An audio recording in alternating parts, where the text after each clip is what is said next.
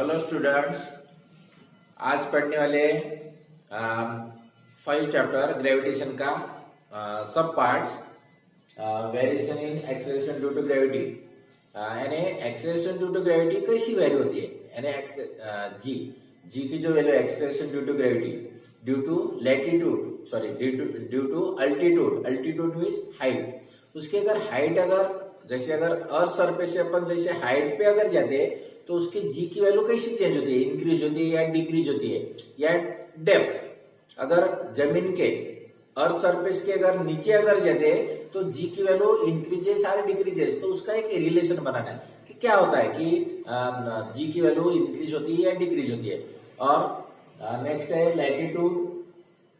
Latitude यानी angle के हिसाब से, जैसे अगर अर्थ रोटेट्स हो रही उसके हिसाब से लैटिट्यूड और शेप, उसका शेप और साइज, क्योंकि अर्थ ये सर्कल नहीं है, वो थोड़ा एप्पल जैसे है। ओके, तो फर्स्ट लेते हैं variation in g with altitude. Altitude के हिसाब से उसका क्या वेरिएशन है। ओके, और ये इंपॉर्टेंट है, variation of g due to altitude with altitude. Okay, तो आपने देखिए consider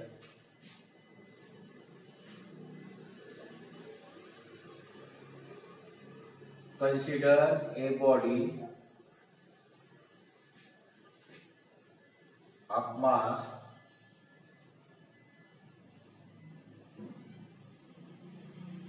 m.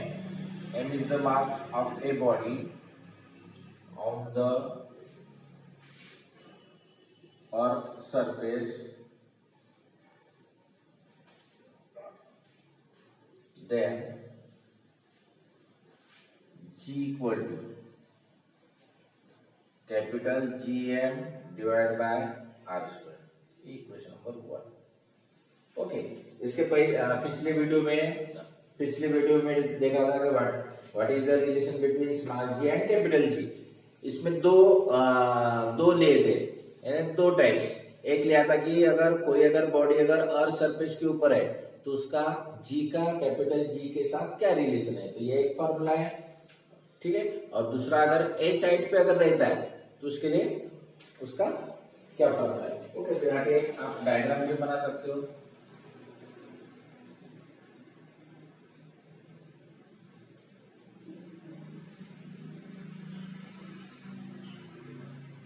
Are is the radius और ये हाइट, और यहाँ पे M, total value upon R भी ले सकते हैं। Okay, and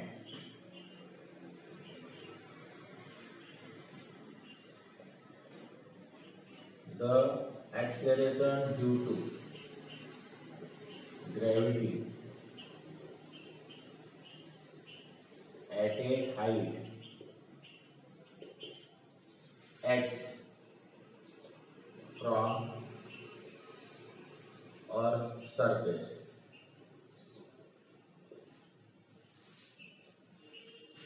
and the acceleration due to gravity at a height h from Earth surface is given by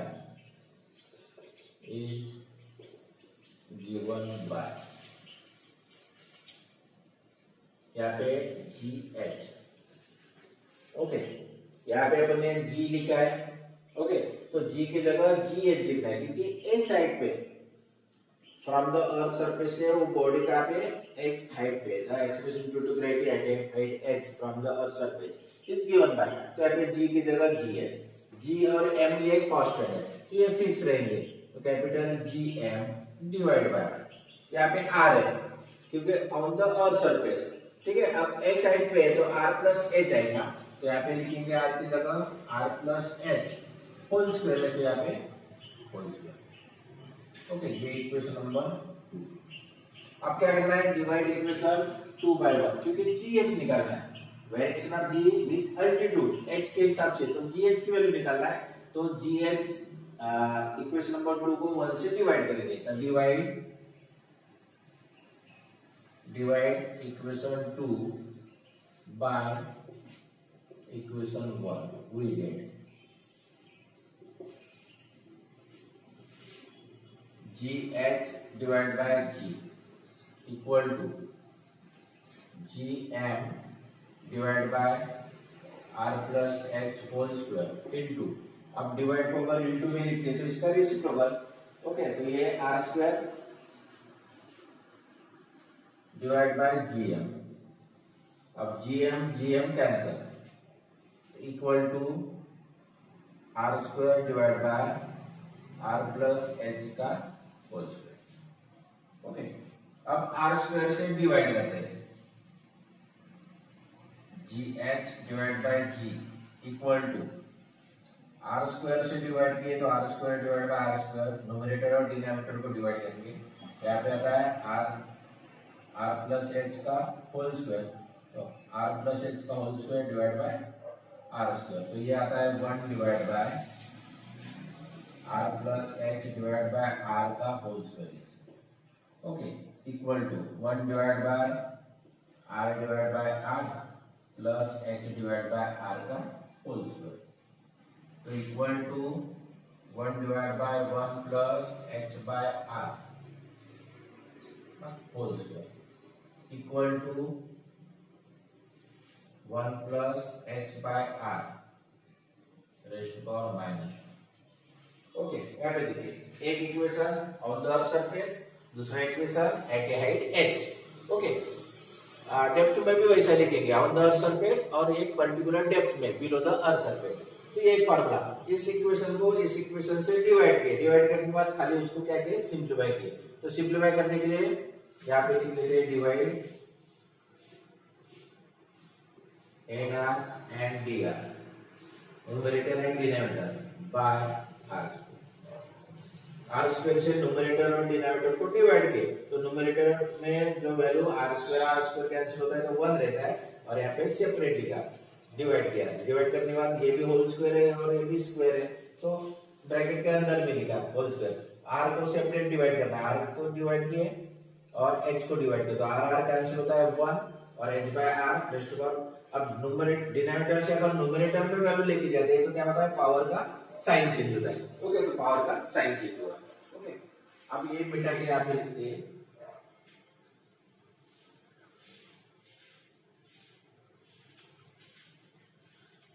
GH divide by GH divide by G equal to, अब देखिए जैसे अगर a plus b का whole square या a plus b का whole cube है, a plus b raised power 4 है, या a plus b raised power अगर n है इक्वल टू, ओके। तो कोई भी अगर पावर अगर है ब्रैकेट का, अगर कोई भी अगर पावर है तो उसके 3 टर्म्स तो अपन इजीली लिख सकते हैं, पहली टर्म, सेकंड टर्म और लास्ट टर्म, ओके। पहली टर्म का क्या रहता है, जैसे a प्लस बी का होल स्क्वायर है तो पहले का स्क्वायर आता है, तो यहाँ पे मालूम है, ये आप लोगों को मालूम है कि a प्लस बी का होल स्क्वायर है a स्क्वायर पहले टर्म आती है, ये तो पक्का है। a प्लस बी का होल क्यूब अगर है तो a क्यूब आता है, a प्लस बी का पावर 4 है तो a रेस्ट पावर 4 आता है, और a प्लस बी का पावर n है तो a रेस्ट पावर n आता है। इसमें किसी को डाउट, कुछ भी डाउट नहीं, ओके, सिंपल, क्योंकि ये ऑलरेडी अपन कर चुके हैं, ये मालूम है, उसके हिसाब से अपन ने a स्क्वायर है a क्यूब है, जो ब्रैकेट का पावर है वो पहले टर्म का पावर आता है, यहाँ पे a प्लस बी का होल स्क्वायर 2 पावर है तो a का पावर 2, यहाँ पे a प्लस बी का होल क्यूब है तो a का पावर 3, वैसे ये कंटिन्यू लिखा है। अब यहाँ पे देखिए अगर a plus b raised power अगर -2 है, a plus b raised power -2, तो यहाँ पे आएगा a raised power -2, okay, same process. उसके बाद सेकंड टर्म, अब ये 2 आगे लिखते हैं अपन, ये 3 आगे लिखते हैं, तो वैसे ये 4 आगे लिखेंगे, ये n आगे लिखेंगे और यहाँ पे -2 आगे लिखेंगे, ओके। उसके बाद -2 आगे लिखा, उसके बाद क्या होता है, a का पावर 1 से कम होता है और सेकंड टर्म ऐड होती है, यहाँ पे a का पावर 1 से कम होगा, जैसे a स्क्वायर है तो a आए, तो यहाँ पे a क्यूब है तो यहाँ पे a स्क्वायर आया और सेकंड टर्म ऐड होगी, यहाँ पे a का पावर 4 है तो a का पावर 3 होगा और टर्म ऐड होगी, यहाँ पे a का पावर n है तो a का पावर n-1 और सेकंड टर्म ऐड होगी, ओके। और यहाँ पे a का पावर 1 से कम यानी क्या आएगा a का पावर -3 यानी -2 ऑलरेडी पावर है तो -2 -1 -3 और सेकंड टर्म ऐड होगी यानी b ओके प्लस अब बाकी टर्म नहीं भी लिखा तो चलता है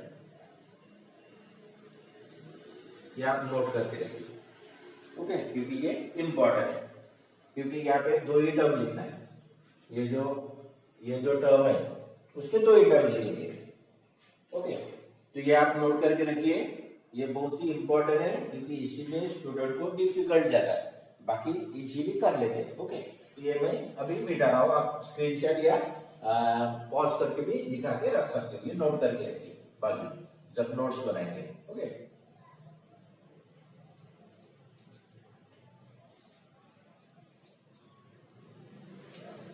अब देखिए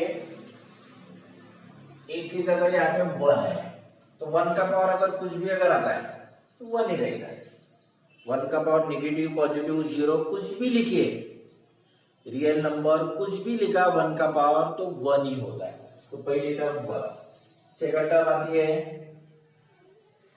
-2 a का पावर अगेन 1 का पावर 1 और सेकंड टर्म ऐड होगी सेकंड टर्म है h/r तो यहाँ पे h/r plus higher term of h/r okay higher term क्योंकि जो सेकंड जो टर्म रहती है उसका पावर इंक्रीज होते रहता है यहाँ पे सेकंड टर्म अगर b है तो b का पावर 0 b का पावर 1 b का पावर 2 b का पावर 3 etc वो बढ़ते जा रहा है इसलिए हायर टर्म ऑफ h/r लिखा मैंने हायर टर्म क्योंकि यहाँ पे h/r है तो h/r का स्केल आएगा तो क्यूब आएगा etc okay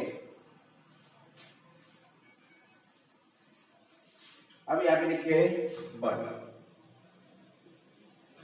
h is very less than to capital R अब h की जो वैल्यू है हाइट जो है फ्रॉम द अर्थ सरफेस वो रेडियस ऑफ द अर्थ का जो रेडियस है उससे बहुत ही कम है अगर बहुत ही अगर कम है therefore higher terms of h/r are neglected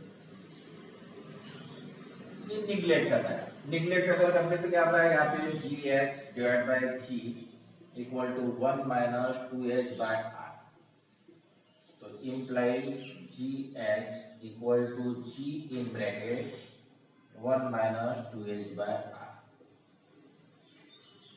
is the expression of the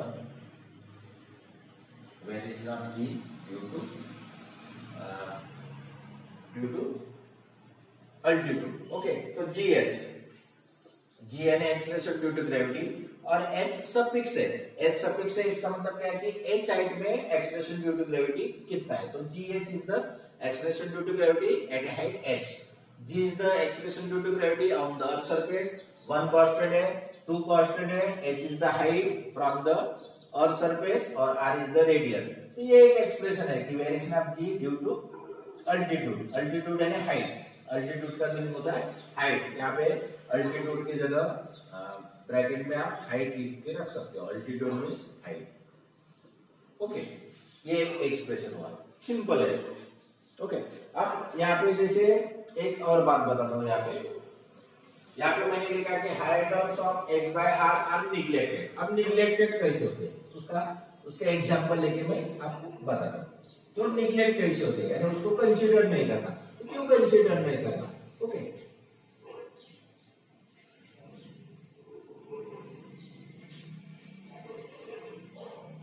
अब देखिए कि अगर h की वैल्यू सपोज h की वैल्यू अगर 1 है ओके कंसीडर किए 1 और r की अगर वैल्यू अगर आपको कंसीडर करते हैं कि 100 है देखिए h is the very small as compare to the radius of the earth यानी 100 के हिसाब से 1 निगलेक्टेड है बहुत ही कम है जैसे अगर फॉर एग्जांपल अपन लेते हैं कि किसी के पास अगर 100 रुपीज है ओके 100 रुपीज है लेकिन वो बहुत तकलीफ दे रहा वापस ही नहीं कर रहा ओके यानी कितने बार अगर उसको बोला तो वापस नहीं करता, कल देता हूँ परसों देता हूँ, ऐसे करते करते वो क्या करता है, डिले करता है। अब देखिए कि उसके पास 99 रुपीज है, रुपए कितने लेना है, 100 रुपए लेना है। उसके बाद वो बोलता है कि मेरे पास 99 रुपीज है, चाहिए तुझे। अब अपन क्या सोचते हैं कि 1 रुपया है, चला नहीं मिलेगा ना, लेकिन 99 तो रुपए मिल जाते। ओके, तो 1 रुपया अपन क्या करते, कंसिडर करते कि वो निग्लेक्टेड, नहीं भी दे तो जाने दो, लेकिन 99 तो रुपए मिल रहे वैसे। तो यहाँ पे एच की वैल्यू जैसे 1 लिया अपन ने और आर की वैल्यू 100। अब पहली जो टर्म है, पहले है ना second term h by R की। अब एच बाय आर की वैल्यू क्या आती है, यहाँ पे देखिए h by R equal to 1 divide by 100, और 1 डिवाइड बाय 100 कितना आ रहा है, 0.01। ये एच बाय आर की वैल्यू वेरी स्मॉल है। अब अपन ने क्या किया कि बाकी जो स्क्वायर की टर्म है, थर्ड क्यूब की टर्म है, फोर्थ पावर है, फिफ्थ पावर है, वो निग्लेक्ट है।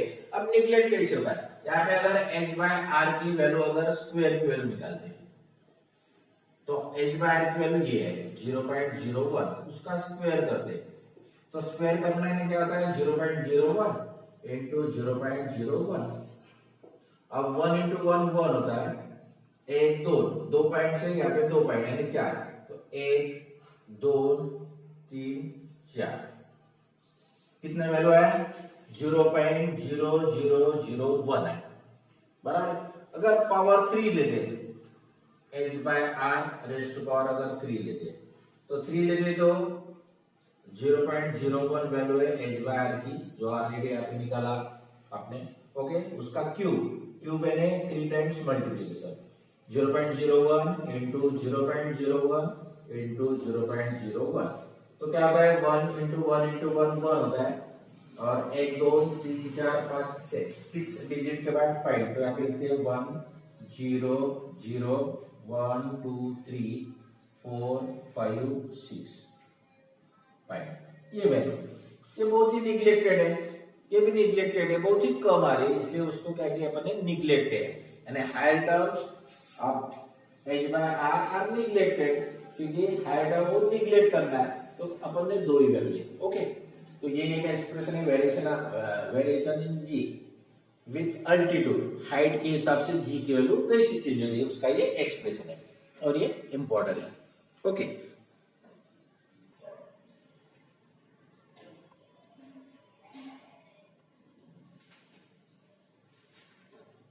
सेकंड बी एक्सप्रेशन थे variation in g with depth. Okay, तो यहाँ पे एक डायग्राम बना है, ये सरफेस ऑफ अर्थ है, ये अर्थ का सरफेस है, उसके बाद नीचे में ये पी पॉइंट है जिसकी डेप्थ है D below the earth surface, यानी अर्थ सरफेस से नीचे में, यानी इस पॉइंट में उसकी डेप्थ है D, D is the depth, और ये रेडियस ऑफ द अर्थ है, ये अर्थ है। तो consider a body of mass m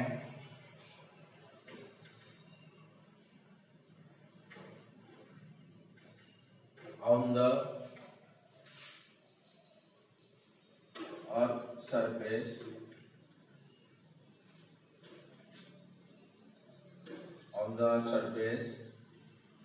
then acceleration due to gravity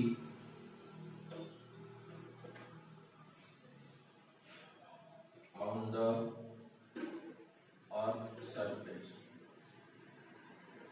is given by, अब g की वैल्यू क्या है, वही formula g equal to capital G capital M divide by r square. Okay, अब देखिए earth is the homogeneous sphere, it is like that a sphere. Earth क्या है, ये एक होमोजेनियस स्फीयर है। स्फीयर है इसका मतलब क्या है कि उसकी डेंसिटी कांस्टेंट है। अर्थ की जो एज्यूम करना है कि उसकी जो डेंसिटी है वो कांस्टेंट है। अब मास को हटाना है, मास नहीं लेना, ठीक है। अब मास को अगर हटाते हैं तो डेंसिटी इक्वल टू फॉर्मूला क्या है, density rho equal to mass upon volume. Okay, अब मास अपॉन वॉल्यूम, अब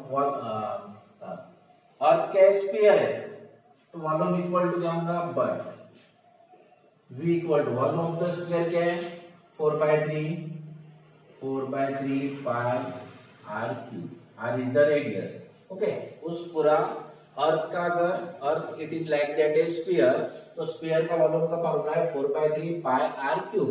तो यहाँ पे rho equal to M divide by 4/3 pi R cube. इसको अगर m की वैल्यू लिखते हैं, m इक्वल टू, ये यहाँ पे मल्टीप्लाई, तो यहाँ पे 4/3 pi rho R cube. Put this value in equation 1, so equation 1 becomes g equal to g, m की वैल्यू है, ये m की वैल्यू है mass of the earth 4/3 pi rho r cube divide by r square. तो r square के answer equal to 4/3 pi rho G R. ये important है। Okay, क्या लिए अपन ने खाली मास की जगह डेंसिटी बेटा है, क्योंकि डेंसिटी कांस्टेंट है, तो डेंसिटी के लिए मास चेंज हो सकता है अपन अगर उसमें। तो ये first expression. Second, also acceleration due to gravity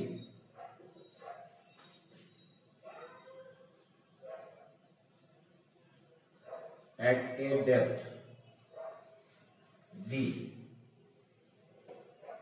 below earth surface is, अब यहाँ पे g और d समझ, क्योंकि उस डेप्थ में, अर्थ के नीचे में डेप्थ में एक्सेलरेशन ड्यू टू ग्रेविटी कितना है, gd is the acceleration due to gravity at a depth d below the earth surface। तो gd इक्वल टू, ये एक फॉर्मूला लिखते हैं पर डायरेक्ट भी आप लिख सकते हो। तो यहाँ पे 4/3 pi as it is, rho as it is, constant है, g एज इट इज। अब यहाँ पे रेडियस ऑफ द अर्थ, यहाँ पे कितना रेडियस ऑफ द अर्थ होगा, इस गोलाई का। ओके, इस गोलाई का यानी ये गोल,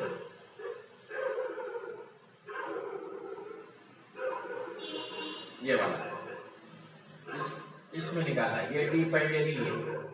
ओके, अब ये जो रेडियस रहेंगी, ये रेडियस कितना रहेगा, ये टोटल आर है, आर से ये डी सबट्रैक्ट करते हैं, यानी ये होगा are minus D.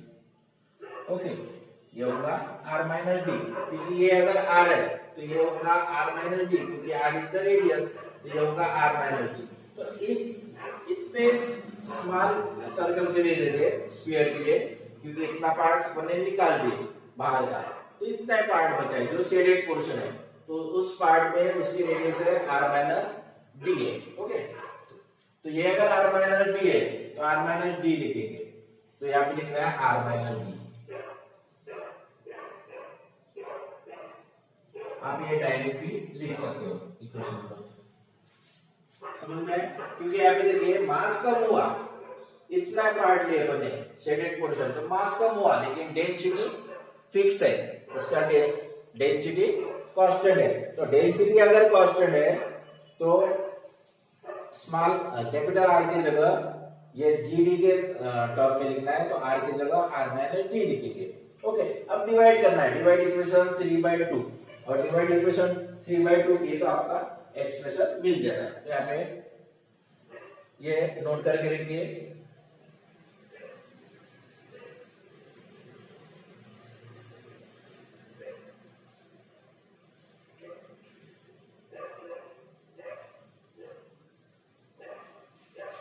Divide equation 3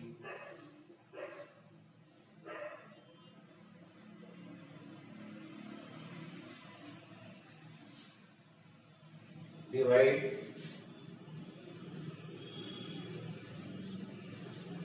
equation 3 by 2, we get GD divided by G equal to, okay, GD की वैल्यू है 4/3 पाई रो G और ब्रैकेट में R माइनस डी।